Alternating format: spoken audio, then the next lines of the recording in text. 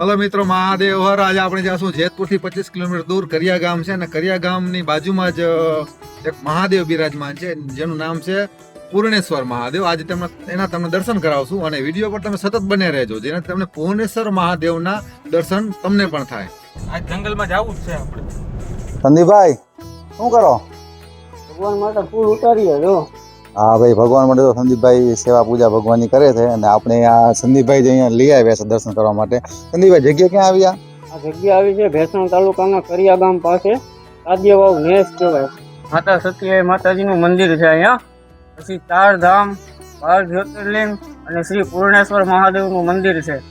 એવા 12 જ્યોતિર્લિંગના દર્શન છે અને પૂર્ણેશ્વર મહાદેવ છે. 12 જ્યોતિર્લિંગ એક હારે દર્શન તમને કરવા મળે અહીંયા. હા.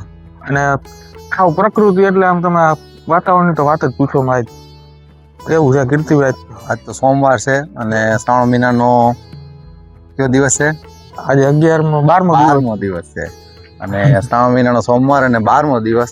અને અમે જે કરિયા ગામમાં થી નજીક જ જે તમે કીધું કે વાવ પાસે, કઈ વાવ ભાઈ? પણ નામ ભૂલાઈ ગયું. સાદિયા વાવ છે. સાદિયા વાવ છે. નામ થોડુંક અઘરું છે હા, પણ કામ બહુ સારું છે એના જેવું છે. સમજાય ગયું? સાદિયા વાવ આપણે શું છે આમાં જણા પડી ને આ બાજુ ગામમાં પણ કરિયા ગામ કહેવાય. કરિયા ગામ થી થોડુંક નજીક છે, 2 થી 3 ત્યાં કિલોમીટર. પૂર્ણેશ્વર મહાદેવ બિરાજમાન છે, અને પૂર્ણેશ્વર મહાદેવના અમે દર્શન કર્યા. બહુ મજા આવી ગઈ, એકદમ શાંત વાતાવરણ, અને ત્યાંનો નજારો તમે જોવો એટલે તમને એમ થઈ જશે કે ના, એકવાર અવશ્ય દર્શન કરવા જવા જેવું છે. તો તમે આ સાઈડ નીકળો આ બાજુ, તો અવશ્ય એક વખત આ બાજુ દર્શન કરવા આવજો ને. શનિદેવ મહારાજ છે,